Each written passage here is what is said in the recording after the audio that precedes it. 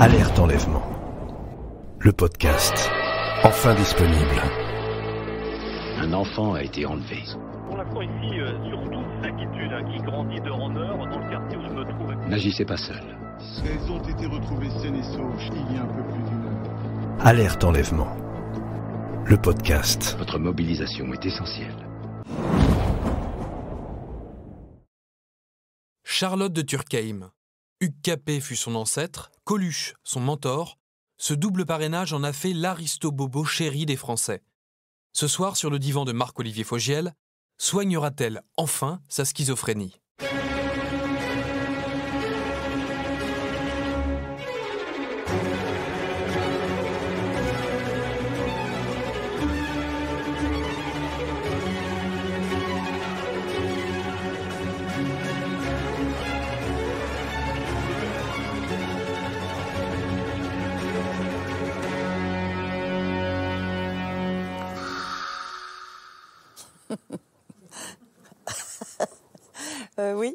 Oui, je crois qu'on a toujours besoin d'un divan, ou de petits divans, de gros divans, mais tout au long de sa vie, je pense qu'on a besoin de faire un travail personnel, oui, pour s'améliorer, pour supprimer ce qui ne va pas et tout. Je crois beaucoup au divan.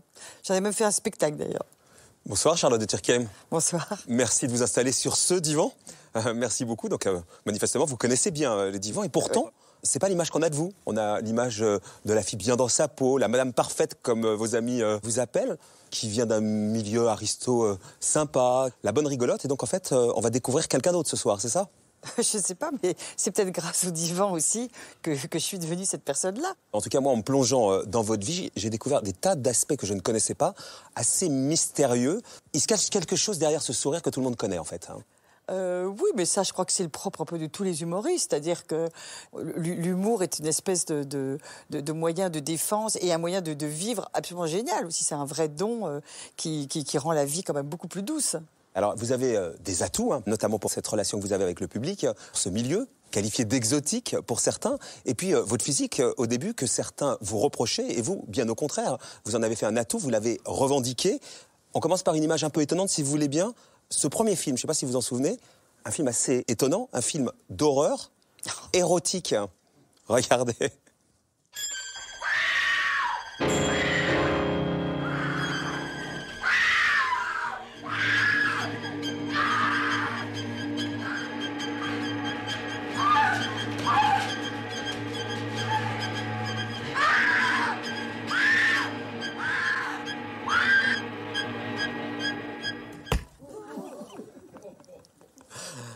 La nuit et la mort en 1980. La nuit et la mort. Oh, écoutez, c'était un souvenir à la fois horrible et très comique, parce que le metteur en scène qui a fait ce film-là, il pensait qu'il faisait un grand film d'horreur, mais extrêmement sérieux, quoi. C'était censé être une espèce de chef-d'œuvre, de film de terreur. Et à la première projection, le film était pas très réussi et les gens ont ri. Parce que, évidemment, quand il y avait une porte qui s'ouvrait, ça avait comme ça. Donc les gens pensaient que c'était une sorte de parodie, que c'était hyper drôle. Donc les gens riaient et le metteur en scène était un peu désespéré parce que c'était pas du tout réussi, quoi. Et votre mère, elle riait en vous voyant nu comme ça dans la première apparition grand public Parce que là, évidemment, vous vous arrêtez sur cette image pendant 10 minutes, mais ça dure 3 secondes dans le film. Et ils me mangent, les petits vieux, en fait. Je suis leur infirmière et ils me mangent. Bon, mais c'est sûr que le film n'était pas le chef-d'œuvre qu'on pensait que ce serait. On va voir tout à l'heure comment vous avez mis votre corps et la nudité en avant au début, notamment dans votre spectacle, et comment ça a été pris dans votre milieu aristo. On s'intéresse donc à ce qui se cache derrière la façade. Quand je dis Madame Parfaite, c'est parce que c'est vous-même qui l'avez dit. Vous dites, pour mes amis, je suis Madame Sourire, Madame Parfaite, parce que je ne montre jamais mes problèmes et je prends tout sur moi. Cette apparence-là, c'est important, ça vient un peu de votre éducation, le côté je prends sur moi et je ne me livre pas trop, je livre pas trop mes états d'âme en public, Charlotte. Oui, ça c'est vrai, oui. Ça, je pense que c'est vraiment un truc familial. Et puis, c'est une culture, j'allais dire, protestante, ça. Et du coup, c'est vrai que on rit, on amuse les gens, on les emmerde pas avec nos problèmes personnels, voilà. Et la vie n'a pas été toujours un long fleuve tranquille, mais ça a bien démarré professionnellement. À la fin des années 70, vous vous imposez dans le registre comique, dans des pièces de théâtre, Le Bonbon Magique d'abord en 78. Ouais. Après, La fin du monde aura lieu un mardi, que vous avez écrit Coluche, on va voir dans quelles conditions tout à l'heure. Son film Le Maître d'école de Claude Berry, ou dans Les Sous-doués en vacances. Et très vite, ça marche, vous faites remarquer. Votre amie d'enfance, Marina de Baleine, qui sera là avec nous tout à l'heure, qui assistait donc à ses débuts, elle dit, ce qui était assez frappant, c'est qu'elle a tout de suite une notoriété très grande. C'est son capital sympathie et sa personnalité qui y sont pour beaucoup. Les gens se sentent proches d'elle, s'identifient facilement à elle. Vous avez eu conscience de ça tout de suite, cette personnalité forte, atypique, différente, un peu particulière. Oui, que j'étais différente, ça oui, puisque même pendant longtemps, j'ai même pensé que c'était comme dans La vie est un long fleuve tranquille, qui s'était trompé de bébé. Et je me suis dit, mais c'est marrant, j'adore ma famille, ils sont vachement sympas, mais j'aime rien de ce qu'ils aiment, ils aiment rien de ce que j'aime. Et donc je me disais, ils sont très gentils, tout ça, mais comment ça se fait qu'on n'ait pas du tout les mêmes goûts ? Moi, j'adorais les fêtes foraines, j'adorais les majorettes. Et mes parents, ils aimaient les églises romanes. On allait visiter des... Voilà, et moi, dès qu'il y avait des barbapapa, je me précipitais. J'aimais les voitures. Je me souviens, c'était l'époque des voitures américaines de couleur rose bonbon, avec des intérieurs en cuir blanc, que je trouvais absolument génial. Et nous, on avait toujours des bagnoles noires, intérieurs beige, des trucs que je trouvais moches et chiants. J'ai toujours fagoté comme l'as de pique. J'étais jamais très bien coiffée. Vous vous êtes senti tout de suite en décalage, finalement, avec le milieu qu'on va découvrir tout à l'heure, ce milieu aristo-fauché, mais en décalage, pas du tout dans les valeurs qui étaient celles de vos parents, ou en tout cas dans l'univers. Quand on est petit comme ça, comme cette image, on n'est pas dans des termes aussi élaborés de valeurs. On dit simplement, moi j'étais toujours habillée, on avait 4 couleurs, on pouvait s'habiller en bleu marine, en marron, en gris ou en vert bouteille. Ouais. Et moi je comprenais pas pourquoi j'avais pas des pulls roses, des trucs turquoises. Voilà, c'était l'été, c'était bleu ciel et blanc. Voilà, c'était vraiment, le code couleur était assez réduit. Et moi, je rêvais de trucs à fanfreluche. Enfin, voilà, moi, j'avais envie d'être majorette. Donc, cette différence, vous la ressentez très tôt. C'est peut-être une force, et on l'a vu donc pour démarrer donc dans l'univers professionnel. Pourtant, au début dans l'univers professionnel, ils étaient pas tendres avec vous et avec votre physique. Déjà, votre nez, certains comédiens disaient tu feras pas carrière comme ça, ton physique pose problème. Vous dites, un comédien dont je tairai le nom m'avait très gentiment dit, tu sais, avec un nez pareil, tu ne feras jamais carrière. Oui, exactement. Il m'avait dit, écoute, un petit conseil, tu devrais refaire ton nez, parce que tu feras jamais carrière avec un nez comme ça. Et puis finalement, à un moment, je me suis dit, bon, parce que c'est quand même, la bataille est rude au début. On passe des castings, on vous dit toujours que vous êtes trop grande, trop petite, trop blonde, pas assez blonde. Et donc à un moment, je me suis dit, bon, je vais me faire refaire le nez. Ouais. Et puis je vais voir donc un chirurgien esthétique très renommé, et on fait les fameuses photos de profil, et puis il essaye de dessiner le nez qu'il me ferait. Et puis finalement, au moment de prendre vraiment rendez-vous pour l'opération, il me dit, écoutez, voilà, en fait, votre nez, c'est pas ça le problème. Du coup, j'étais désespérée. Je dis, mais c'est quoi le problème? Il me dit, en fait... ce qui donne l'impression que vous avez un grand nez, c'est que vous n'avez pas beaucoup d'espace entre la base du nez et la lèvre. Et il me dit, et comme vous avez les yeux un peu ronds, ça tombe un peu. Et donc à un moment, je lui dis, en fait, si je comprends bien, il n'y a que le nez qui est bien et tout le reste qui est à refaire. Alors je dis, écoutez, vous savez quoi? Je vais les garder comme ça, ce nez, et puis vous allez voir que je vais y arriver avec ce nez-là. Et en fait, je me suis dit... Vous en avez fait une force, d'une certaine manière. Voilà, c'est surtout que je me suis dit, à un moment, voilà, j'en avais marre, je me suis dit, on m'a dit, fais, change de nez, Coluche me disait, change de nom. Et je me disais, à un moment, merde, voilà, merci beaucoup, mais je vais essayer d'y arriver toute seule, quoi, voilà. Vous, ce physique, finalement, vous en avez fait une force, et vous l'avez montré et sur scène et à la télévision, notamment dans cette émission Lido, aux côtés de Francis Perrin. Je ne sais pas si vous vous en souvenez, en 82, vous avez 27 ans, et votre physique, vous l'imposez.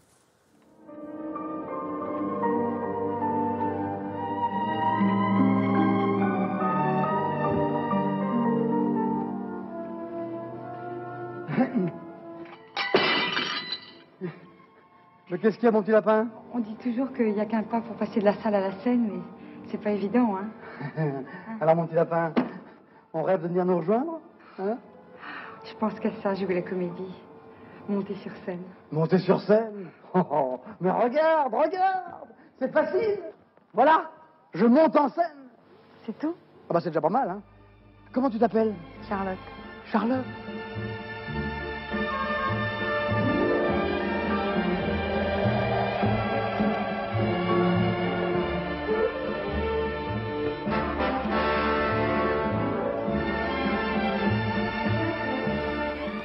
J'avais complètement oublié ce truc-là, c'est un kitsch.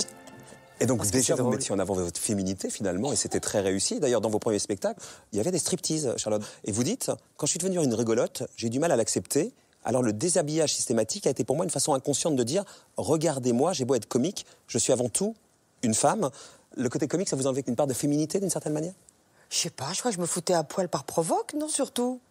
J'ai le souvenir que j'étais très féminine, que ma vie sentimentale se passait très bien, et que donc c'était vraiment une époque au Café de la Gare où on avait envie de provoquer, de bousculer, on avait envie d'être vraiment déjanté. Moi, je crois que je me souviens plutôt de ça. Bousculer votre milieu d'origine, d'ailleurs votre père, qui trouvait formidable que vous montiez sur scène à ce moment-là, il vous dit pas le barbu, pas le barbu. Le barbu étant ce qu'on peut imaginer que c'est.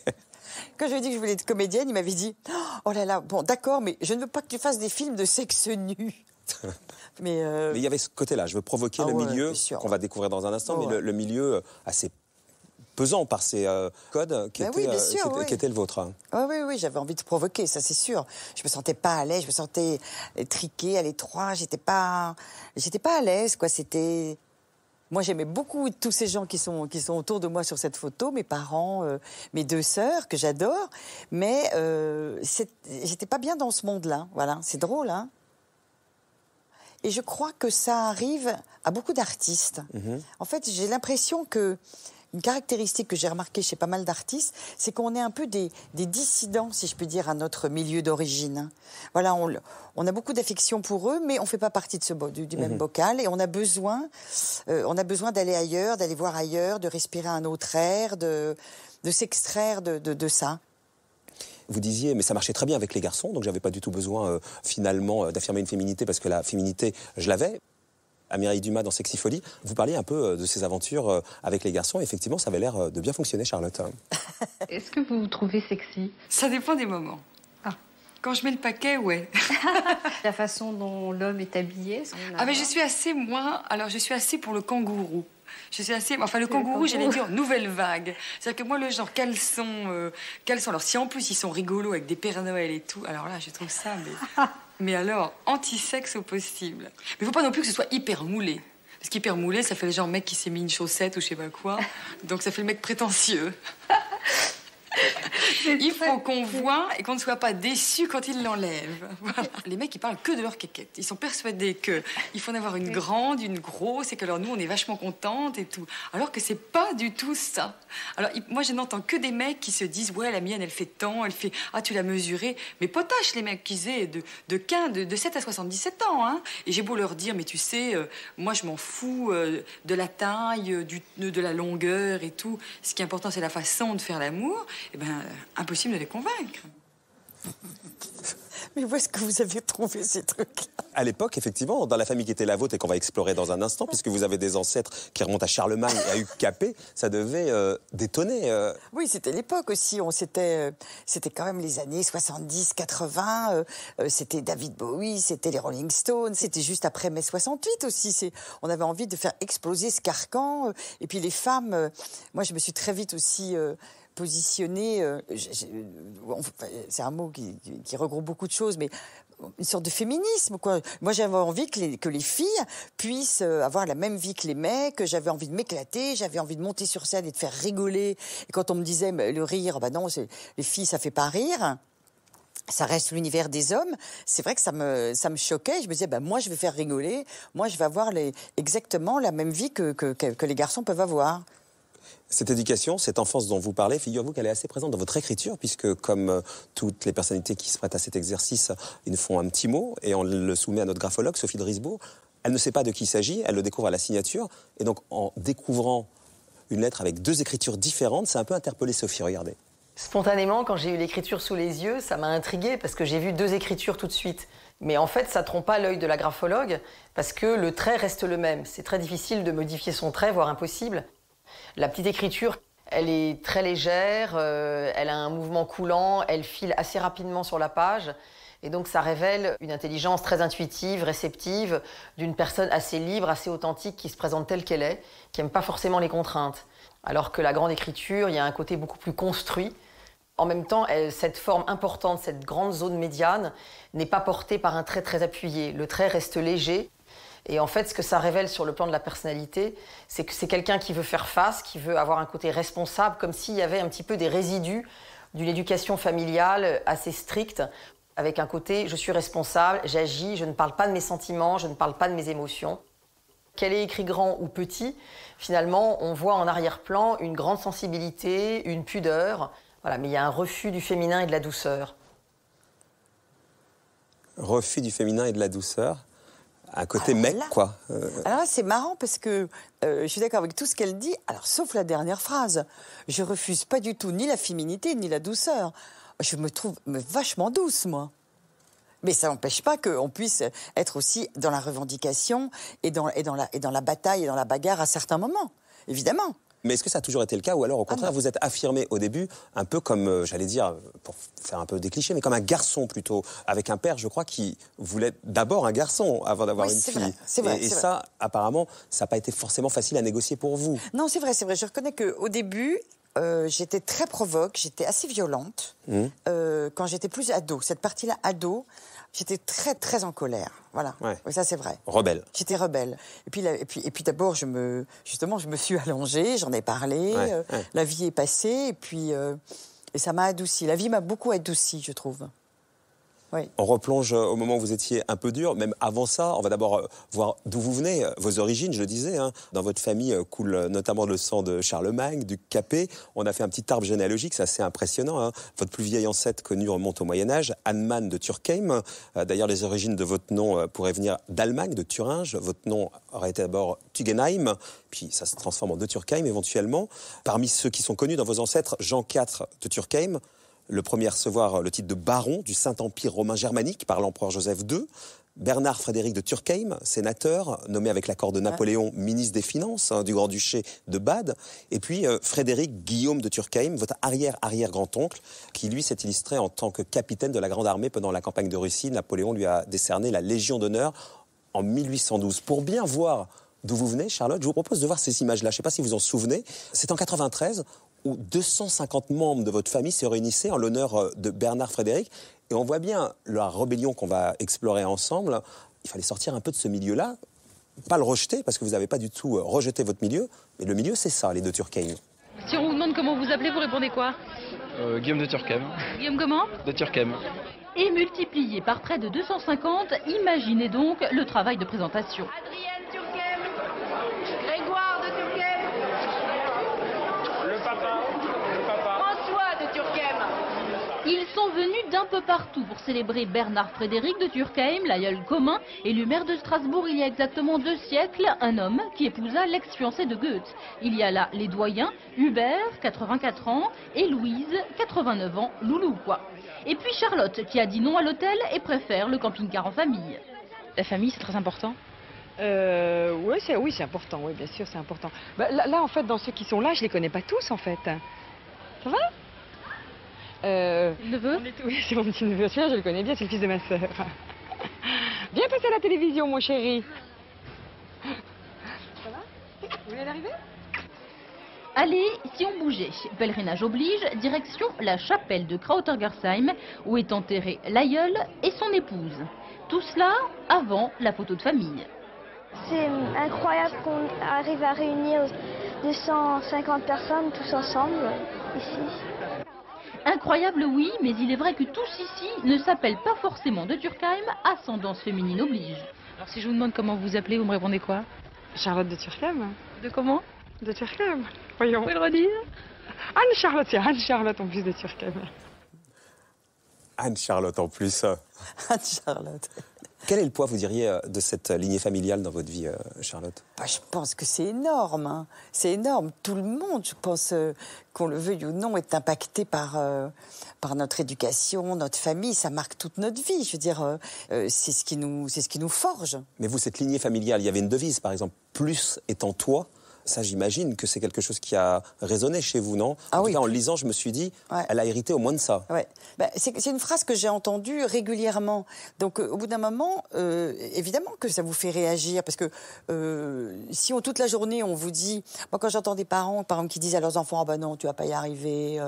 Non, ça, c'est pas pour toi. Ça, c'est pas pour nous. » Nous, on entendait toute la journée le contraire. Plus c'est en toi, tu peux. Si tu veux, tu peux. Bien sûr, vas-y, fonce. Ça, pour le coup, bien sûr, ça, c'est quelque chose qui m'a porté. Et évidemment que dans ces familles, dans ces traditions, il y a des choses très positives aussi, dont ça, par exemple. Le fameux « plus est en toi », c'est quelque chose qu'on devrait dire à tous les enfants de la Terre. Il ne faut pas s'y méprendre, hein. Ce milieu aristo, c'est pas un milieu privilégié, c'était un milieu aristo fauché. Sous les apparences nobles, vous vivez dans un bel hôtel particulier, mais que vous louez à des prix défiant toute concurrence. On veut à chaque fois d'ailleurs vous virer, mais c'est pas possible. En fait, vos parents couraient après l'argent, Charlotte. Nous, on était la branche fauchée, il faut dire. Mais là, il a été refait, hein, parce que c'était pas comme ça, hein, nous. Hein. Oh là là, c'est joli, là, maintenant. Hein. C'est tout repeint et tout. Ah non, nous, c'était des glingues. Hein. Ah, c'était ma chambre, là. Les gens pensaient qu'on était très riches parce qu'on habitait une grande maison avec un jardin dans le 16e arrondissement. Mais en fait, on était locataires. Ma mère a toujours eu des étudiants étrangers. Donc la maison était bourrée de jeunes étrangers. Et c'est vrai que c'était une ambiance, en fait, très bohème, en fait, très louvdingue. Mais ce que j'aimais pas, c'était tout ce qu'il y avait autour de cette maison. Vous voyez, les gens qui habitaient à droite, je ne savais pas du tout. C'était vraiment des sales cons. et tous ceux qui étaient autour, c'est eux qui portaient aussi sur nous un regard dur. Quoi. Le quotidien était compliqué, même pour remplir le frigo, quoi. Oui, c'est vrai, c'était compliqué. Et puis, à la fois, mon père lui tirait une grande fierté de ça, parce que peut-être que lui le vivait comme une sorte de détachement de biens matériels. Il se défendait d'être un bourgeois. Pour lui, la pire race, c'est le bourgeois. Celui qui s'attache à ses possessions. Alors, c'est vrai que nous, on n'avait pas grand-chose et que ça le faisait trop marrer. Mais en attendant, celle qui galérait et qui assurait le quotidien, c'était ma mère.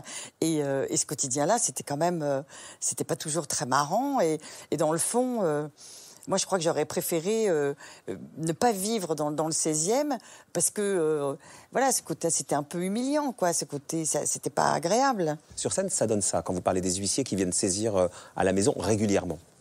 Oh mon Dieu, Lydia, mon Dieu. Lydia, vous avez fait la liste des courses sur un commandement d'huissier. Les huissiers à Gaulle. Mon Dieu, est-ce que je les connais, ceux-là? Cabinet d'huissier Louvain. Non mais Lydia, ça va pas. C'est vous qui avez accepté ce recommandé? Non, je sais pas moi. Mais c'est qui alors? Dites, je sais pas. Et il y a écrit inspecteur de police ici ou quoi, hein? Mon Dieu, mon Dieu. Charlotte, viens vite, on va encore être saisis. Oh non. Donc là, vous en riez, Charlotte, mais votre mère, Françoise de Turckheim, elle dit, elle l'a vécu comme un viol, quelqu'un qui rentre dans une chambre comme ça avec un air de commandeur. Pour elle, c'est très traumatisant. C'est très désagréable. Vous êtes en train de dormir, et puis tout d'un coup, vous vous réveillez, et vous avez au-dessus de vous un huissier, un serrurier et un flic. Qui vous disent non, surtout, ne bougez pas, mademoiselle, ne vous inquiétez pas, on fait comme d'habitude, on note tout ce qu'il y a à noter. C'est vécu comme un truc, évidemment, c'est vachement violent, quoi. Et en décalage total avec ce que vous viviez à côté, parce qu'à l'école, en parallèle, ce qui est assez étonnant, vos parents, ils vous inscrivent dans des écoles privées du 16e arrondissement, les cours Victor Hugo. Là, c'est la jeunesse dorée. Il y avait quoi? Il y avait un rang à tenir, malgré tout? Oui, je pense que... D'ailleurs, c'est drôle, je suis tout au bout et je ferme les yeux. C'est incroyable. Ouais, absolument. Ah, c'était des années cauchemars, ça, pour moi. Oh, elles sont toutes nickel, elles ont toutes... tout le monde a ses petites chaussettes blanches et tout. C'était... Je crois que... Ah, il y a Marina qui est là au milieu. Je crois que d'abord que c'est très difficile de sortir, justement, comme on disait, de son milieu et de sortir des codes de son milieu. Voilà, chez moi... Personne n'allait dans le public. Ça c'était pas arrivé depuis Charlemagne. Donc j'exagère, mais le réflexe, c'était de mettre ses enfants dans des écoles privées. On n'inscrivait pas ses enfants dans le public.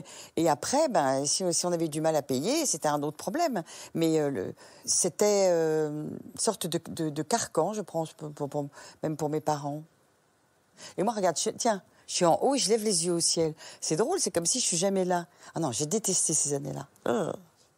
Ils faisaient quoi, Charlotte, vos parents? Mon père, lui, il avait monté une affaire de transport et ma mère travaillait avec lui pendant des années. Et puis après, quand ils sont séparés, elle est devenue secrétaire dans le transport, toujours.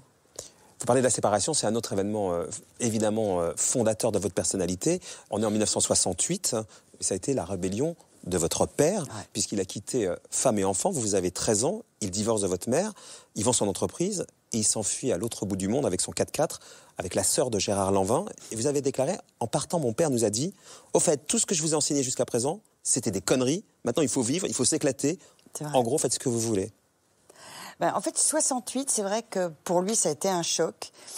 Et c'est lui qui fait sa révolution. Et il se dit, mais en fait, qu'est-ce que c'est que cette vie bourgeoise dans laquelle je vous ai mis?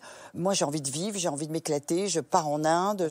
Et lui qui avait un look un peu costard-cravate, monsieur, etc., se met à avoir des espèces de trucs avec des turbans dans les cheveux. Et je me suis dit, ah oui, d'accord. Et en gros, tout notre système de valeurs, en fait, vole en éclats. La petite Charlotte, Anne-Charlotte d'ailleurs à l'époque, comment elle le vit ça? Ça doit être un trauma pour le coup, ou l'abandon? Ben, on l'a vécu à la fois comme un abandon et aussi, il faut bien le dire, comme une libération. Parce que d'un seul coup, quand on vous dit... vous vous rendez compte que moi, j'avais jamais été à République, à Bastille, je ne savais même pas que ça existait. Donc c'était la libération, un père qui s'en va quand même malgré tout. Mais est-ce que c'était aussi... pour la petite fille que vous étiez, le choc de voir partir son père et vous avez eu du temps à le retrouver d'ailleurs. Ça a été horrible, c'était extrêmement violent. Puis je pense qu'inconsciemment, consciemment, c'est comme s'il avait voulu tous nous réveiller. Sauf que bon, je veux dire, il nous avait élevés comme ça pendant des années, et que du coup, pour nous, de changer de mode, ça a été vachement douloureux. On s'est senti abandonnés, puis on le revoyait plus, on ne sait pas où il était. Pour ma mère, ce qui a été très dur, c'est que, comme toutes ces femmes dont le mari part comme ça du jour au lendemain, c'est qu'elle s'est retrouvée quand même seule avec 4 enfants. Donc la petite qui au milieu, elle avait 4 ans. Elle avait toujours travaillé dans la boîte de son mari. Donc, ce sont des femmes qui se retrouvent sans qualification, elle a dû tout recommencer à zéro à l'âge de elle avait quoi? Elle avait une quarantaine d'années. Et je crois que c'est ça aussi qui m'a rendue, je crois, aussi avec l'envie de tenir ma vie entre mes mains. Parce que je me dis, ces femmes se sont fait un peu avoir par leur mari. Elles ont travaillé gratuitement pendant des années dans des boîtes qui étaient celles de leur mari. Et puis quand ils divorcent, eh ben, elles n'ont pas de feuille de paie, elles n'ont rien, elles ont... Ça a conditionné votre besoin absolu d'indépendance d'une certaine manière. Et votre rapport aux hommes, Charlotte? Ah ben moi, bien sûr, c'est un rapport, bien sûr. Moi, je me suis toujours dit, je serai indépendante, je serai jamais à la solde d'un homme, je gagnerai ma vie et je serai indépendante. Moi, ça, c'est sûr. Ah ouais. Il est parti en vous laissant un conseil quand même, soit aussi à l'aise dans un bordel que dans une cathédrale. Il est marrant, votre père, en même temps. Non, mais il est vachement marré par certains... Et on lui doit beaucoup de choses, parce que, dans le fond, le premier artiste de la famille, même si lui, il n'a pas osé en faire son métier, enfin, il fait des aquarelles, il peint, et il a fini par faire son premier livre d'aquarelle qui a été édité à 70 ans. Et c'est comme si, dans le fond, il avait monté la première marche dans... Je veux être un artiste, mais bon, il y a tout l'espèce de poids séculaire comme ça de ces familles et de ce milieu qui fait que on ne peut pas vivre de ce métier, je veux dire. Et puis moi, je pense que inconsciemment, j'ai monté la deuxième marche qui consiste à dire, bah, moi, je vais oser être une artiste à part entière, à vivre de ça et à accepter d'aller vers l'inconnu. Voilà. Et d'ailleurs, après moi, ma fille est comédienne, l'autre fait du design. Voilà, donc ça a ouvert la voie, oui. Il y a quelqu'un qui a vécu ça donc, avec vous, c'est l'une de vos copines, Marina de Baleine, amie d'enfance. Elle est avec nous, donc c'était la copine de l'époque. Bonsoir Marina. Bonsoir. Merci d'être là. Aujourd'hui, vous êtes journaliste en presse écrite. Qu'est-ce qui vous a rapproché de Charlotte? La particule peut-être déjà? Ah non, c'est l'inverse. L'inverse, d'accord. On avait 9 ans. On avait 9 ans quand on s'est rencontrés. On allait dans la même école, le cours Victor Hugo, dont vous avez parlé tout à l'heure. Ouais. C'était vraiment la jeunesse dorée du 16e arrondissement. Et Charlotte et moi, on s'est retrouvés là-dedans comme deux ovnis, en fait. Nos parents étaient des bourgeois quand même, mais très farfelus. Et donc, on n'avait jamais le bon uniforme, les bonnes chaussures, la bonne tenue pour aller faire du sport, le bon béret posé de la bonne façon. On était toujours décalés, pas comme il fallait et tout. Donc, très vite, en fait, ça nous a beaucoup rapprochés. Comment elle le vivait, Charlotte? Elle a commencé à nous le raconter, mais ce décalage, donc le fait d'être différente, on va dire, du milieu qui était le sien, comme vous, ça la faisait marrer ou alors ça la faisait souffrir? Non, je pense qu'elle était pas du tout à l'aise, Charlotte, là-dedans. Charlotte, c'est l'inverse de quelqu'un de snob. Elle se fout complètement de son apparence et tout ça, mais donc elle se sentait pas bien. Elle l'a très bien raconté quand elle parle de l'hôtel particulier dans lequel il vivait. Donc l'hôtel particulier, effectivement, c'était en plein cœur du 16e arrondissement. Il y avait un jardin et tout, c'était magnifique. Mais à l'intérieur, c'était super décati. C'était pas du tout luxueux, en fait, comme l'extérieur aurait pu le faire penser. Ouais. Et les hôtels particuliers à côté étaient somptueux et tout. Donc il y avait toujours ce décalage, en fait, entre une espèce de façade comme ça et ce que elle et moi, on vivait à l'intérieur. Elle en a fait un moteur de ça, de cette espèce de décalage de milieu ? Oh oui, oui. D'abord, je pense qu'elle a très vite compris que c'était un moteur comique très puissant. Le décalage entre l'extérieur, l'enveloppe, de ce qu'on imaginait, et puis la réalité de ce qui se passait. Moi, j'ai connu la rue Mérimée dans l'hôtel particulier, avec une cuisine dans laquelle il y avait des étais partout pour tenir le plafond. C'est vrai, j'avais oublié. Donc je pense que les gens qui voyaient l'hôtel particulier de l'extérieur ne pouvaient pas imaginer que dans la cuisine, il y avait des étais partout. Parce que l'argent de l'assurance, en fait, avait servi à faire des courses, à acheter à manger. L'abandon du papa, comment elle l'a vécu, vous qui étiez là, Marina ? Oh, c'était très, très, très violent. Très, très violent. Très violent, mais son père aurait vraiment aimé avoir un garçon, donc Charlotte s'est construite un peu là-dessus. C'est-à-dire, je serai forte, je vais avancer quoi qu'il arrive, je vais avancer comme je veux, avec une attitude quand même assez masculine. Charlotte, elle est très féminine, mais il y avait quand même cette espèce de... On y revient, oui. Oui, vraiment. Moi, j'ai... Non, mais c'est vrai, quand j'étais jeune, maintenant je m'en souviens, je me souviens très bien que je disais... Vous allez voir ce que ça peut faire une fille. Vous allez voir. Ouais. Tout ça, elle l'a raconté à sa façon, ce soir sur le divan, mais aussi sur scène, évidemment, et avec une drôlerie incroyable. Raconter tout ça sur scène, c'était aussi une façon peut-être de faire payer ça à son père, vous diriez, Marina ? Oui, alors je pense pas que ça a été fait pour ça au départ, mais puisqu'il y était, tant qu'à faire, autant lui balancer quelques vérités au visage, je pense. Oui, tant qu'à faire. Oui, je pense qu'elle en a profité, oui. Oui. Oui, je ne sais pas si je l'ai fait de manière très consciente, mais il y a sûrement, évidemment, l'envie à un moment de lui dire « Bon, écoute, t'es gentil, je sais que tu t'en es très bien sorti, qu'on t'adore, que machin, mais tu nous as quand même bien pourri la vie. » Mais ce qui est assez étonnant, c'est que lui, il déteste quand on reparle de ça, et c'est vrai qu'il aime pas du tout. Et dans le fond, on est des très très gentils enfants parce que on lui a tous quand même beaucoup pardonné. Mais de temps en temps, il y a régulièrement l'envie de lui rappeler que qu'il nous a quand même bien pourri la vie, oui. Marina, quand vous l'avez vu partir vers le spectacle, ça vous a étonné ? Non, pas tellement. Non, pas tellement. Parce que Charlotte, c'était quand même quelqu'un d'assez exubérant, de très volubile. J'ai quand même très très vite aimé faire rigoler les copains. Il y avait ça. Oui ? J'avais l'impression que j'étais timide, qu'on était timides toutes les deux quand on était petites. Non, t'étais pas timide. Ah bon ? Merci beaucoup, Marina. Merci de nous avoir éclairé cette période de la vie de Charlotte. Merci infiniment. Est-ce que de vous lancer très tôt dans l'univers du théâtre, il y avait aussi la volonté d'aller se reconstituer une famille ? C'est l'impression que ça donne. Alors, ce qui est vrai, c'est que quand j'ai monté la première troupe, donc le Bonbon Magique, j'ai adoré ça, parce que d'un seul coup, c'est vrai que c'était la famille que je m'étais choisie. Et c'est idiot, mais moi, dans mon milieu, on n'a pas de prénom. On a un prénom qui est toujours associé à un nom. On est Charlotte de Turckheim, Thibaut de Montalembert, machin, etc. Et là, il n'y avait que des prénoms. Je ne savais pas de quelle origine étaient les gens et on s'en foutait.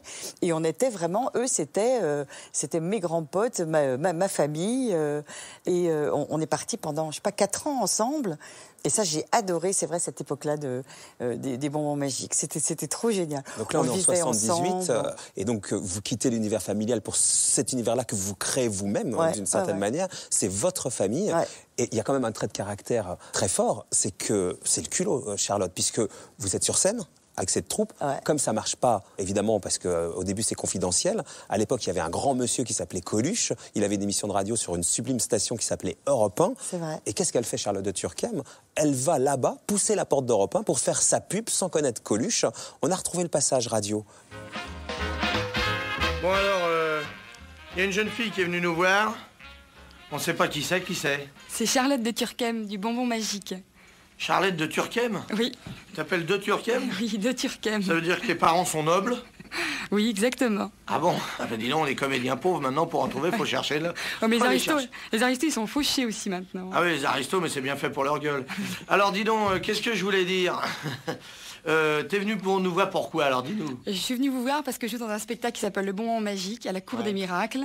Ouais. Il faut qu'on vienne nous voir parce que c'est un spectacle qui est très drôle. Et pourquoi tu voudrais qu'on te fasse de la pub? Nous, on ne te connaît pas. Parce qu'on n'a pas assez de monde. Ah oui, d'accord, mais ça, s'il fallait faire de la pub à tous les gens qui n'ont pas assez de monde, on enverrait les gens au désastre. Parce que vous connaissez le café-théâtre, tout, c'est que vous savez que c'est difficile et qu'on a besoin d'aide. Tu crois que ça vaut le coup d'aller le voir, toi? Ouais, ça vaut le coup, c'est super drôle. Je croyais que tu allais dire non, c'est pas terrible. Comment tu sais ton nom déjà? C'est Charlotte de Turckheim. Mais c'est le bonbon magique. Je vais le marquer. Charlotte de Turckheim, il est bien son nom. Une jeune fille qui s'appelle Charlotte de Turckheim qui a besoin de publicité, moi ça m'éclate. C'était un moment génial. Et après, il m'a dit, mais depuis quand les aristos ont besoin des prolos? Je lui ai dit, quand les aristos font des spectacles qui marchent pas et que les prolos ont des émissions qui cartonnent. Et le lendemain, avec Gérard Lanvin, il est venu nous voir. Et là, j'en suis pas revenue. Visiblement, le spectacle lui a plu, ça l'a fait marrer. Et il a dit, non, le cours du miracle, c'est pourri, c'est pas pour toi, ma poule et tout. Et je vais t'installer au Café de la Gare. Chez lui, donc. Il nous a installés au Café de la Gare et ça a cartonné. Puis il va écrire et produire votre premier one-man show. La fin du monde aura lieu un mardi. Il faut tourner dans le maître d'école de Claude Berry. Donc c'est une rencontre d'ailleurs, quand vous entendez ce moment de radio, je vous vois là de profil, l'émotion elle est palpable. Hein. Bah oui, parce que ça a été, vous vous rendez compte, pour une fille de famille comme moi, de rencontrer Coluche, mais c'était un ovni pour moi, ce mec, c'était un génie. J'avais une admiration pour lui, je suis tombée amoureuse de lui, j'ai adoré cet homme. Et en plus, il s'intéresse à moi et il m'écrit mon premier one-woman show, il me fait faire des trucs complètement déjantés, je lis l'avenir dans du vomi de porc, enfin je fais des trucs complètement dingues. Et voilà, j'allais au bout du monde, quoi, moi, avec lui. Quand vous dites j'étais tombée amoureuse de lui, il y a une vraie relation amoureuse entre vous? Enfin, moi, j'étais oui, moi, on va dire Joker, Charlotte. Voilà, on va dire Joker. Voilà, ça a été très très fort. Donc, vous avez été une sorte de muse pour lui, parce qu'il va écrire donc un spectacle pour vous, le seul spectacle qu'il écrit pour une femme. Oui, c'est vrai. Oui. Ouais. Du coup, beaucoup d'autres gens se sont intéressés à moi. Pour moi, c'était le Père Noël, Coluche, vraiment. Hein. C'était extraordinaire. Donc il a été moteur dans votre ascension. Il y a autre chose qui a été moteur dans votre ascension, Charlotte, c'est votre côté touche à tout qu'on va essayer de comprendre, puisque vous jouez au théâtre, au cinéma, à la télévision, vous réalisez des films, vous écrivez vos spectacles. Vous avez même fait un disque, vous vous en souvenez, en 84? Oui, ça c'était complètement raté. Un peu, regardez. L'allemand est travailleur, l'italien est dragueur, l'anglais est flegmatique, le russe est soviétique, le belge est gros mangeur, le polonais buveur, le cégétiste est gréviste, l'indien est sur la piste. Vous avez vraiment tout essayé, hein, même chanter, donc... Et alors, ce qui est marrant pour la petite histoire, c'est que quand on a écrit ça avec mon cousin Cyril de Turckheim et Philippe Adler, et c'était super marrant quand on l'a écrit, parce que c'était au premier degré, on écrivait tous les poncifs en fait, que les gens disaient sur les Français. Et puis, quand on a amené ça à la maison de disques, ils ont trouvé ça super marrant et tout, et ils nous ont donné beaucoup trop d'argent, en fait, pour faire le disque. Et d'un seul coup, on a mis cette espèce de musique sirupeuse derrière, moi cette espèce de voix idiote, et c'est devenu, regardez, il y a le bleu, blanc, rouge, on aurait dit que je chantais pour le Front National. Oh là là, c'était raté, mais raté. Et alors la plus grande honte de ma vie, c'est que quand on a reçu le bordereau des ventes à l'étranger de ce disque-là, il y avait États-Unis 0, Angleterre 0, enfin le monde entier 0, Belgique 1. Vous l'avez retrouvé, celui qui l'a acheté le disque? Je sais pas, je fais un appel à témoins. En tout cas, cette boulimie, ça dit quoi de vous? Là, c'est anecdotique, mais cette boulimie, ce besoin de toucher à tout, ça vous vient d'où? Vous savez ça? J'ai envie de dire que c'est... Coluche, tout le temps, ses conseils ou ce qu'il disait reviennent. Je crois que c'était aussi dans sa personnalité à lui de dire, si tu as envie de le faire, fais-le. il était tellement libre que je crois aussi que ça m'a beaucoup influencé. J'aimais pas ce côté limite. Peut-être que ça me renvoyait aussi à justement ce carcan de cette bourgeoisie. Moi, c'est ce que je crois. Moi, le côté nos limites. Voilà. Nos limites, voilà. J'ai un esprit curieux, mais ça, c'est vrai. Curieux, d'ailleurs, vous avez exploré différents univers.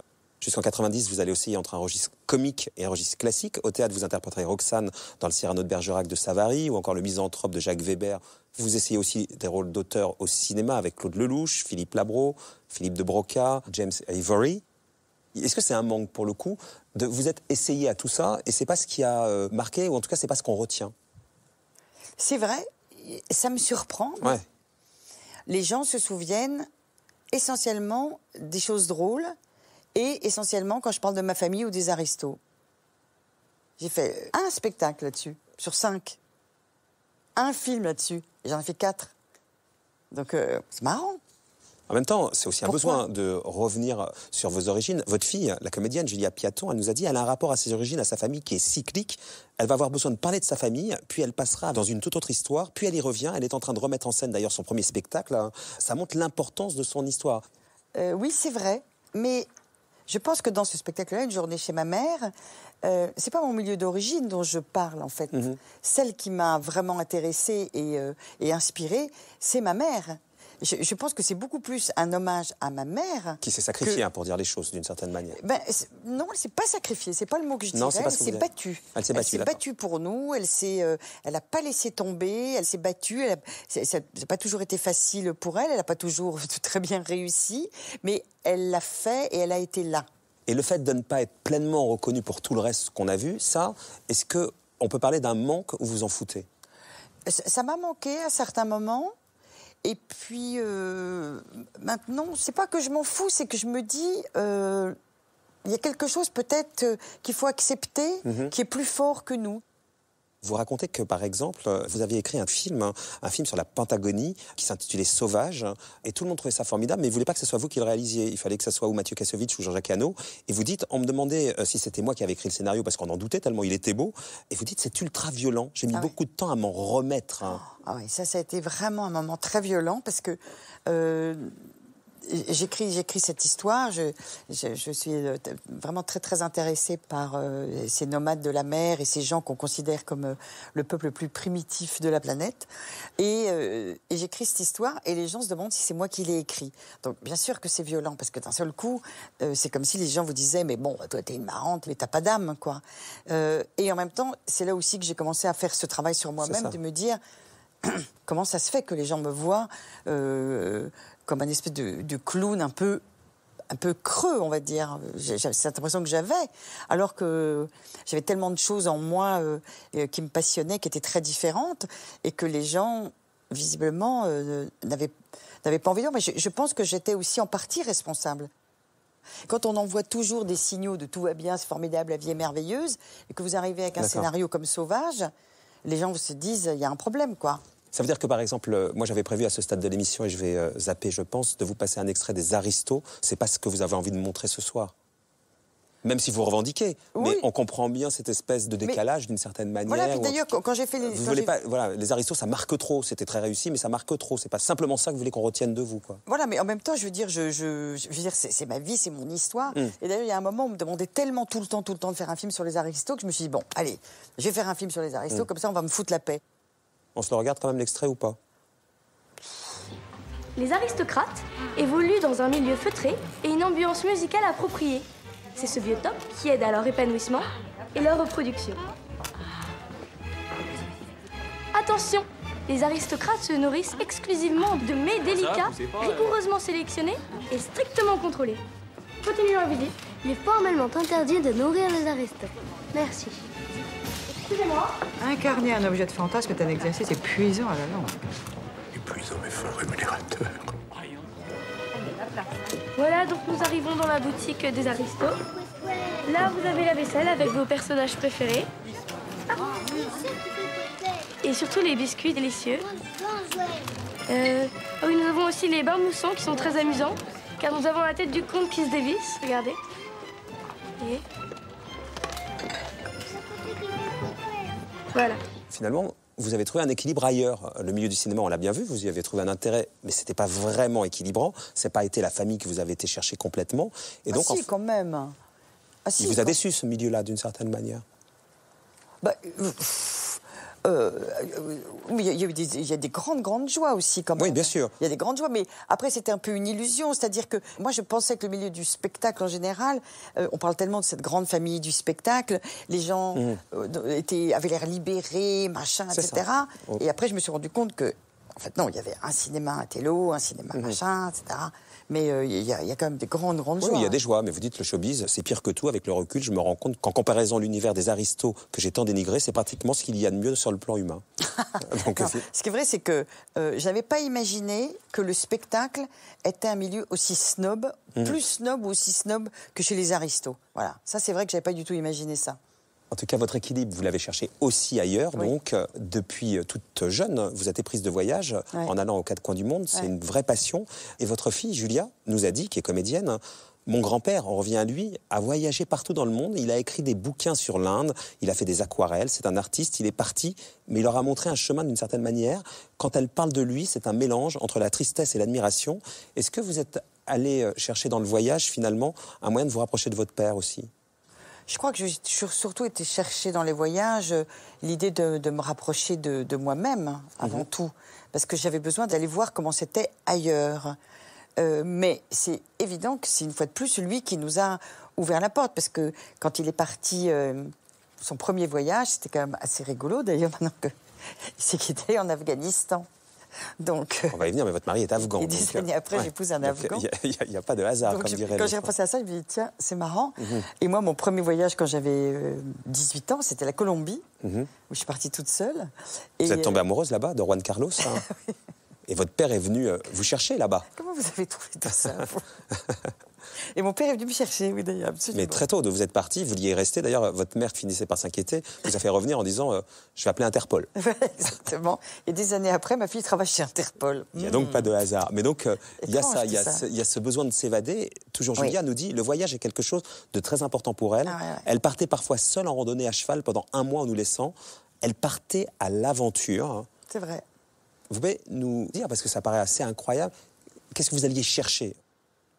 Je ne saurais pas vous dire. Je pense que, à la fois, à nouveau, dans ce carcan familial que je m'étais construit et que j'adore, il y avait aussi un côté carcan que j'avais besoin régulièrement de, moi aussi, peut-être un peu à la façon de mon père, de partir pour mieux revenir.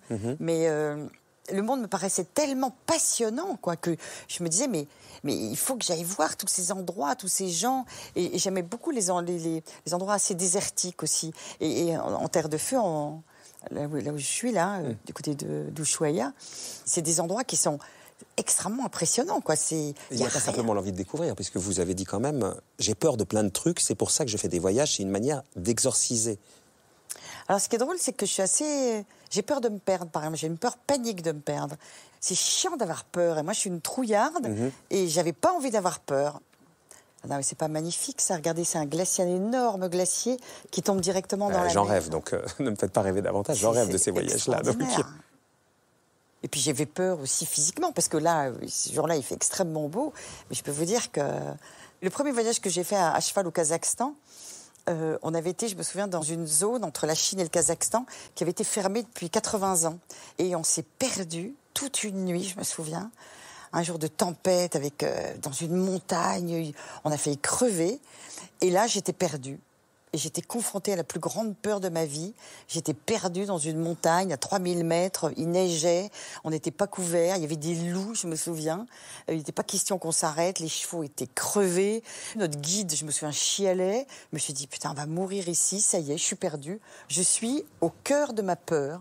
Et là, j'ai pas eu peur. J'ai pas eu peur et je me souviens que c'est même moi qui avait pris cette crétine de guide qui chialait sur mon cheval et que je la rassurais en disant « Mais non, t'inquiète pas, on va s'en sortir, regarde, etc. » Et je me suis dit « C'est incroyable, je suis au cœur de ma peur et j'ai plus peur. » Frédéric Lopez, il vous a emmené loin, il vous a emmené en Sibérie et il dit « Je ne voyais personne d'autre qu'elle a une expérience des voyages. Elle a le gène de l'exploration du monde. La curiosité est plus forte que les peurs pour elle. » Donc la curiosité, c'est exactement ce que vous dites. Et puis il y a évidemment aussi... les rencontres, et ça aussi, c'est quelque chose peut-être qu'on ne sait pas totalement de vous, c'est la solidarité. Vous avez été tourné un téléfilm, Les Oiseaux de Passage, en 97, hein, et à ce moment-là, vous avez comme partenaire des dizaines de petites filles sorties de leur bidonville le temps du tournage. Là, vous interprétez le rôle d'une femme qui est là pour les sauver, et puis en fait, la réalité, elle dépasse la fiction. Exactement. Quand je suis partie la première fois, je me suis dit, je vais revenir et je veux pas que cette histoire s'arrête comme ça avec ces petites filles. Je veux que ça continue, je veux qu'on crée un vrai lien qui est perdu. Pourquoi Mais parce que tout simplement, on est devenus copines, quoi. Je crois que c'est aussi simple que ça. Parce que tout d'un coup, c'est vrai, on se dit, il y a de la misère dans le monde et des choses affreuses dans le monde, il y en a partout. Et tout d'un coup, on se dit, pourquoi je vais m'intéresser plutôt à ça qu'à ça. Mais là, ça s'est fait d'une façon complètement différente. C'est d'abord parce que je me suis attachée à elles que je me suis dit, je vais pas pouvoir repartir dans 2 mois en les laissant là. On a envie maintenant de savoir ce qu'elles vont devenir, on a envie de revenir dans 1 an, dans 2 ans, de voir ce qu'elles sont revenues. Et puis surtout, ce qu'on appréhende énormément, c'est qu'elles retournent dans la rue, c'est qu'elles aient pas...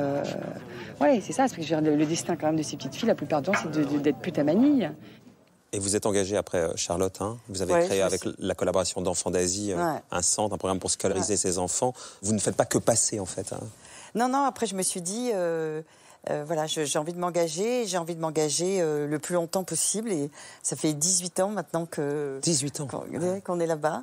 Et que ça fait des centaines et des centaines, des milliers... Oh, voilà, elle, c'est ma filleule, Rowiane. Alors, c'est trop mignon. Alors, Rowiane, maintenant, la petite fille qui pleure, là, elle a marié, elle a 2 enfants. On l'a aidée à construire sa maison et elle a un super boulot maintenant à Singapour. Génial. Et il y en a plein maintenant qui sont sortis de la rue, qui ont des vraies maisons en dur, des vrais boulots. C'est incroyable de revoir Rowiane. Oh, elle est triste parce qu'on partait. Elle ne pensait pas que j'allais revenir. Et vous le saviez que vous alliez revenir, Charlotte? Oui, je savais que j'allais revenir. Ouais. Sincèrement, je savais que j'allais revenir. Vous avez hésité même à adopter une de ces petites filles, pareil? Ouais, j'ai hésité à en adopter et puis je me suis dit qu'en fait, je serais plus efficace en les aidant toutes là-bas. Alors j'ai des filleules particulières comme Rowiane, mais qui est grande maintenant, qu'elle-même a fondé sa famille. Mais j'ai toujours des filleules, mais j'ai décidé de ne pas adopter de petites filles pour être plus disponible pour toutes les autres. Vous êtes allé à Calais, dans la jungle, j'ai vu ça. Et vous n'avez pas fait que passer. L'une de vos amies, Alette Perrault, nous a dit, Charlotte a rencontré une famille afghane qui souhaitait rester en France. Elle s'est battue pour eux, elle est restée en contact avec eux. Aujourd'hui, ils ont leur papier. C'est concret comme ça, quoi, voilà. Voilà, moi j'aime bien quand les choses sont concrètes et j'aime bien aider. On a été ensemble à Calais, elle faisait des massages, c'est ma grande copine. Et c'est drôle parce que c'est incroyable, je dis la vie. Le coiffeur de votre émission est venu avec nous. Et il était à Calais dans cette journée C'était une journée que ma grande amie Marie-Françoise Colombani, qui elle a fait un livre sur Calais, qui est très engagée avec les migrants. Et c'est elle qui nous avait dit, et si... Parce que je faisais ça aux Philippines, en fait. Elle était venue avec moi aussi aux Philippines, Marie-Françoise. Et en fait, quand j'arrive aux Philippines, bon, c'est dur, on est dans les bidonvilles. J'imagine, oui. Voilà. Et donc, moi, quand j'arrive là-bas, régulièrement, je fais une journée de rigolade. Parce que bon, les filles, elles en ont marre. Voilà, je les emmène au Jollibee, qui est l'espèce de McDo local. Et puis, on faisait des défilés de mode avec les bonnes sœurs, je me souviens. Ah, c'est ma fille Julia, là. Et voilà, un truc un peu fun, quoi. Pas tout le temps, parler des études, de la misère, du machin, etc. Et donc, Marie-Françoise me dit, et si on faisait à Calais ce que tu fais aux Philippines? C'est-à-dire qu'on fait une journée de détente pour toutes ces femmes qui sont dans ce camp. Et du coup, on est venu avec des coiffeurs. Il y a une association géniale d'une fille qui s'appelle Lucia, qui s'appelle Joséphine, et le coiffeur de l'émission, Simon. Qui vous avait accompagné. Vous avez transmis ça à vos 3 enfants. Ah ouais, je crois que vraiment, mes 3 filles sont vraiment des belles personnes. Ouais. Des belles personnes. Et là, on voit Julia est venue avec moi aux Philippines. Elles sont toutes allées aux Philippines. Et pour elles, la solidarité, l'entraide, aider les autres, c'est vraiment important. Ouais. Vous dites, c'est des belles personnes, elles disent à peu près la même chose de vous. Par exemple, Julia dit, qui est actrice, elle aussi, « Maman, c'est le modèle d'une femme dont je suis très fière. Elle nous a élevés en étant comédienne, en écrivant ses spectacles, en réalisant, en étant très indépendante. Quand on a un modèle de maman aussi drôle, c'est impressionnant. C'est un rayon de soleil, c'est un palmier de Californie. » Un palmier de Californie. Ah, c'est mignon. Mais c'est vrai, mes filles sont des belles personnes. Et je suis fière de ça parce que je trouve que quand on a des enfants, on est toujours content d'avoir des petits-enfants, mais le but, c'est quand même d'en faire des adultes heureux qui eux-mêmes, justement, vont après avoir des enfants heureux. Et c'est de enfin créer cette espèce de chaîne du bonheur et de l'harmonie qui nous manque tellement dans ce monde d'aujourd'hui. Donc, Vous les avez élevés très différemment de la façon dont vous avez été élevée, Charlotte. Ah oui, ouais, très différemment. Ouais, je crois ça, ouais. Très, très différemment. Ah oui. Très différemment. D'abord, elles ont fait leurs études dans le public tout le long. Et puis, elles ont beaucoup voyagé avec moi. Et elles ont beaucoup été aussi en contact avec des gens, justement, très différents. Très différents, des pays différents, des gens différents, des langues différentes, des milieux, des niveaux financiers différents. On peut même dire que vous avez pris le contre-pied, quoi, d'une certaine manière, assez simplement. Voilà. Vous avez aussi élevé une 4e fille, Jeanne, l'enfant de votre mari Zaman, que vous avez épousé donc le 31 août 2012 à Égalières, en Provence, où vous avez été en partie élevée. Et vous avez souhaité avoir un mariage culturel mettant en avant les origines afghanes de votre mari. Votre amie Nathalie Garçon vous a créé une robe sur mesure inspirée par les costumes traditionnels afghans. Le mariage était dingue, ça a duré 3 jours de fête. On a quelques images d'ailleurs, si vous voulez nous les commenter pour les faire partager. C'était un moment hyper important de votre vie. Ça, oui, c'était génial. Mais ça, c'est le mariage français, on va dire. Celui-là, c'est le français, ouais. Voilà. Et après, le lendemain, on a fait un mariage afghan. Ça, c'est à la mairie d'Égalières. C'est Jeanne, ma fille, enfin la fille de Zaman. Et celui que vous voyez de dos, c'est le petit garçon qu'on a vu tout début à la fête. Ça, à la fête de famille où il y avait tous les deux Turkheim. Voilà, c'est ça. Donc la boucle est bouclée. Ouais. Voilà, il y a ma grande copine, Marie-Françoise Colombani, la rousse, celle qui nous a emmenés à Calais.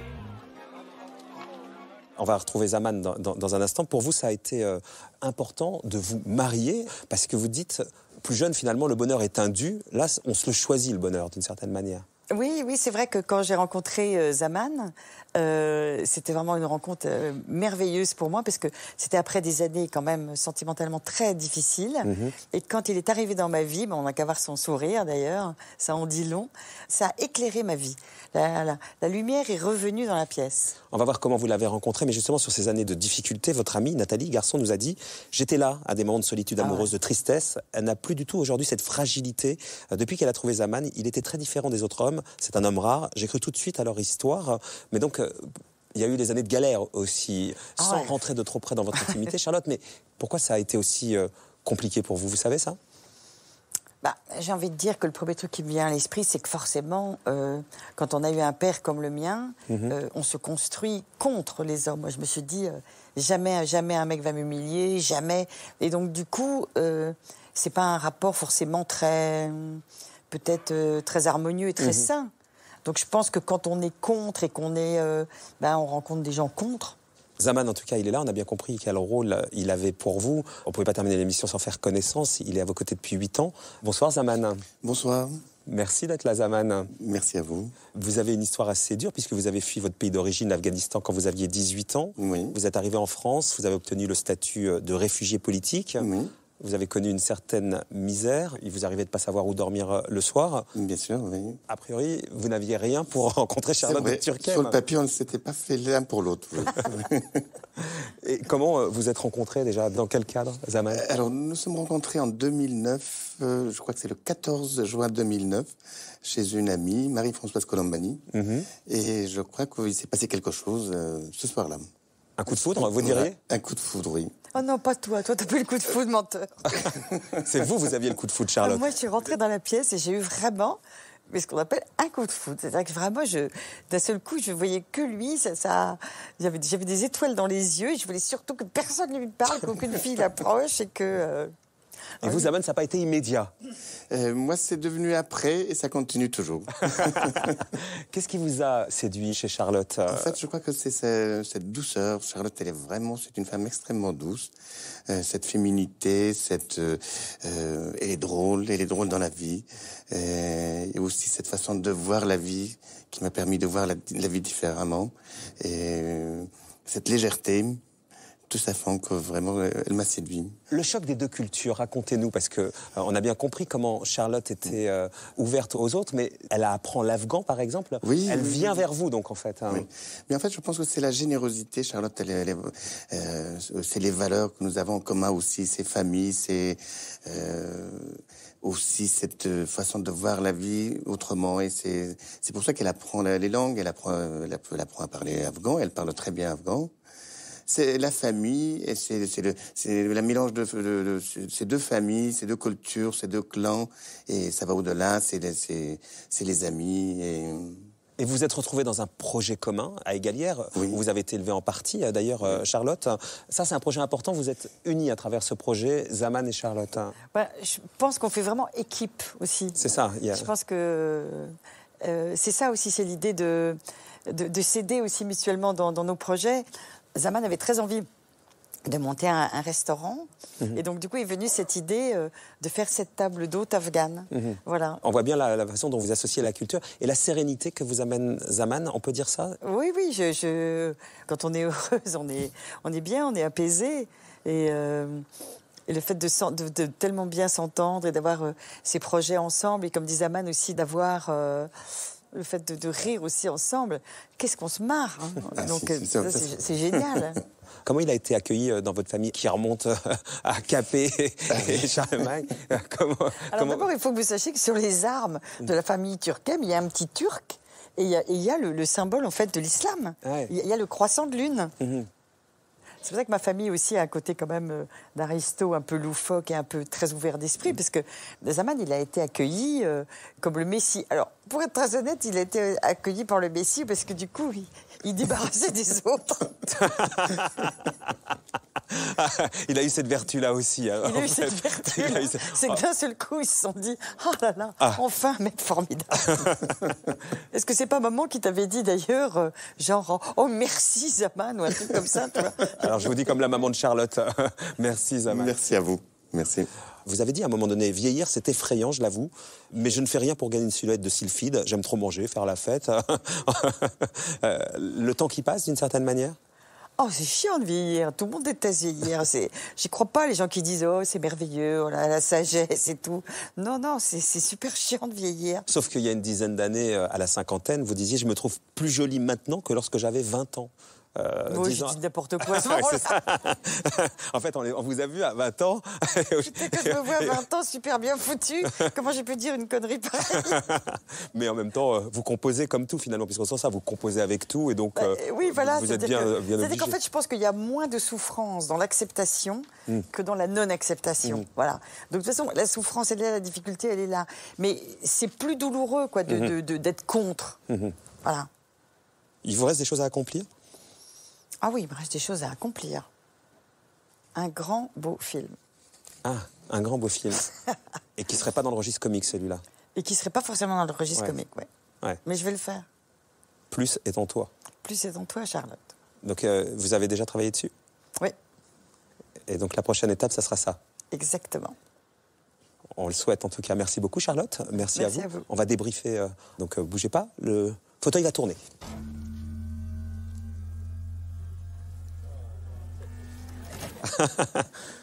Bonjour messieurs, dames. Ça vous a fait quoi de revoir tout ça? Parce qu'évidemment, c'est une vie que vous connaissez évidemment par cœur. Ce que je trouve vachement surprenant, c'est toutes ces images honnêtement que j'avais complètement oubliées. Donc c'est assez surprenant. Et puis franchement, le truc qui me frappe le plus, c'est que quand je revois des photos de ma manière de parler jeune, je dis que j'étais rebelle, je dis et moi je vois une petite jeune fille qui parle comme ça, même quand je parle de cul, je prends une petite voix douce comme ça pour dire oh ils avaient des quéquettes comme ça et tout ça. Je sais pas, il y a une espèce de mélange justement entre une espèce de douceur et puis il y a quelque chose, c'est pas On sent ça, on sent que vous aspiriez à quelque chose mais vous n'y étiez pas et qu'aujourd'hui vous avez réussi à mettre toutes les pièces du puzzle là où vous pensez qu'elles devaient être et le puzzle il est loin d'être fini en fait puisque vous allez encore le composer, c'est ça aussi qui est agréable en vous entendant. On sent qu'il y a encore cette énergie. Moi, je pense que jusqu'à la fin, et que justement, c'est probablement ce qui fait la différence entre les gens qui prennent leur retraite et ceux qui ne la reprennent pas. C'est que c'est un mot, c'est un mot qui est horrible en fait. On se dit que la vie est finie. Donc on devrait enlever ce mot. On termine comme d'habitude, il faut que vous complétiez cette phrase. Pour vivre heureux, et c'est à vous de la terminer comme vous voulez. Osons. Merci et bravo d'avoir osé. Merci beaucoup Charlotte de Turckheim. On vous retrouve sur scène à la fin de l'année pour le spectacle évidemment à la Nouvelle Ève. Merci beaucoup. Merci à vous.